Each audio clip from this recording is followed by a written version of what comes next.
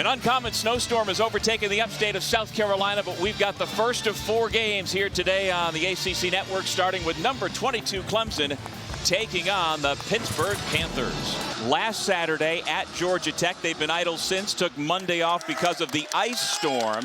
And so they are back in action against a Pittsburgh team coming off a win Tuesday in overtime when they beat Wake Forest.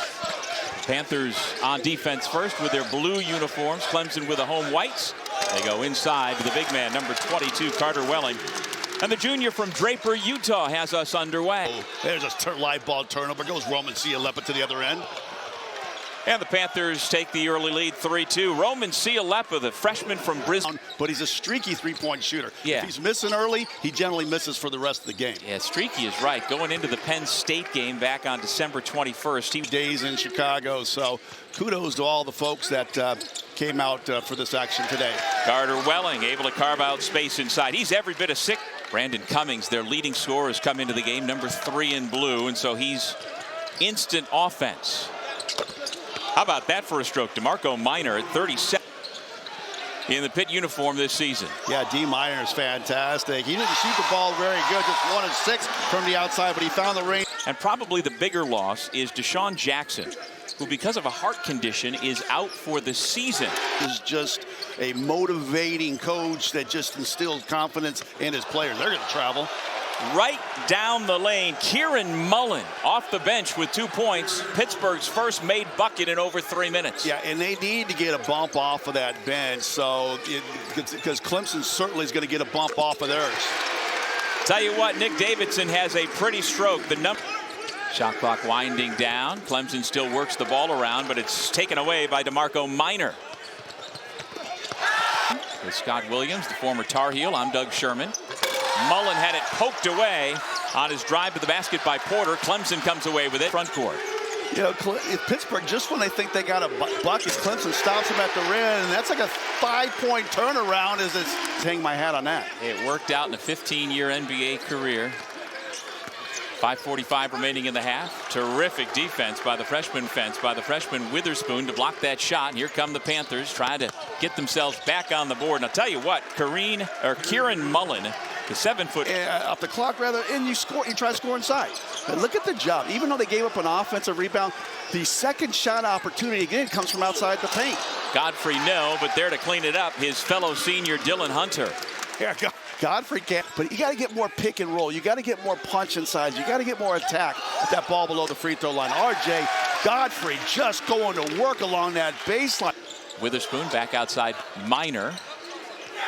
Steps back for the contested 3. Tell you what, Hunter did everything he could to stick on the drive that Panthers have been able to size up those outside shots. Johnson, like butter. Meanwhile, Pittsburgh offensively had its lowest scoring half of the year. They had scored just 22 a couple of times. They go inside for 2 to Roman Cialepa, and he has a chance for 3. And Carter Welling. Here's Cam Corrin, and Pittsburgh on its second. Wallin. Here's their point guard Dylan Hunter, who comes and takes the basketball, picked up on the switch by Cialepa. Porter attacks from the left side. That's some size, and he had a nice little first half as well. Minor gives it back to Cialepa. Got it. It seemed like there's a better body language out of the Panthers here after they had some chance to go to the break and look at some film in the locker room. Well, Nick Davidson that time got down there using that spin move along the basket. No, it was Davidson. It was Davidson. You're right. Okay. Witherspoon, straight line drive, and his first made bucket makes it 37-28. The all-time leading scorer in the history of this program. Yeah, a great Tiger and a sad loss for not only Tiger Nation, but also the fans of the NBA. Our NBA family was just shocked and do bodyboarding and body surfing, but I never got a surfboard. RJ Godfrey, great position on Corrin. Goes over that right shoulder for on my face, Scott. That's what I want you to let people know. And you can see right there, this kid, he's a big, strong young man. He take Godfrey. I'll tell you what, he's got the size to do it. Look at Godfrey going to work again. Flashing the footwork down on the block. Will not be stopped. Guys that love playing for each other and have a joy for the game and don't care who gets the credit as long as the team gets the victory. Cialepa has been much more active in the second half.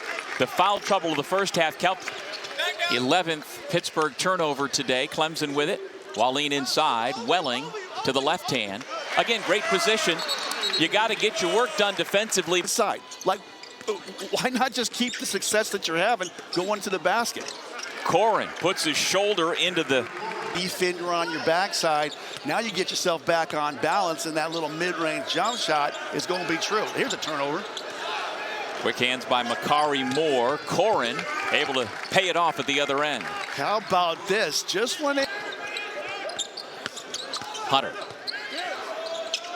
Filling in the gap behind him, Jake Wallin, beautifully found by the point guard. And Ace Buckner, who's got the basketball now. Just over 7 minutes to go here at Little John Coliseum. Clemson looking to improve to 18-4, 8-1 in conference play. Ace Buckner's first bucket is from downtown. In Blacksburg, Virginia this afternoon. That's on ESPN. The Blue Devils under 4 minutes to go, lead by 6 over the Hope squad, and they like this Tigers team. They can ratchet up on the defensive end as well. All game. Pitt led briefly early by a point, but it's been all Nick Davidson and the Clemson Tigers this afternoon. I just say, he's got that size and that frame and that want to. You might see him playing at the next level. Good hustle by Barry Dunning to take that pass from Cialeppa. They put me on they rebooked me on an 8 o'clock flight. You're saying that's not going to happen? My guess would be no. Oh, you mean 8 a.m. tomorrow? 8 a.m. tomorrow, yeah. Maybe. Look at that by Minor. Now he's got a couple outside. Or many of the last several. Got to remember he went to Georgia last year. Minor, good. So you know what? All 12 of his points have come on three-point shots. Yeah, for a little bit, and then he picked up that fourth foul and had to go back to the bench, and that's about all she wrote. There's only a couple differential between the shot clock and the game clock, but people that are here that brave the cold weather and the snow saw the Tigers come out and play a great game defensively, and they play as a team. And it's fun to watch, sit here courtside, and be able to call the action with you here today, Doug. No doubt. The defense of Clemson holding Pittsburgh to 20% from three-point land, 5 for 25. And they got enough offense, as they normally do, from enough different players. Nick Davidson, Carter Welling into double figures. A little bit from a lot of guys, and Brad Brownell's team on the verge of winning its 18th game in a row and improving to 8-1 in conference play. They defend right to the final whistle. Ace Buckner poked it away. Pitt has 2 seconds. They won't take a shot, and that will do it.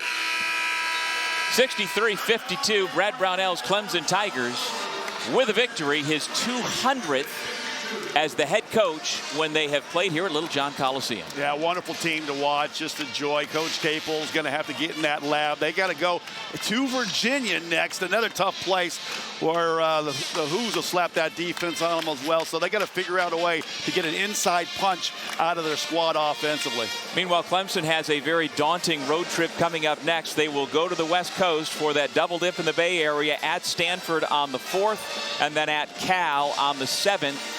They will try to acclimate, and they will try to avoid a 2-game sweep, which is so easy to do when you're going 3 time zones.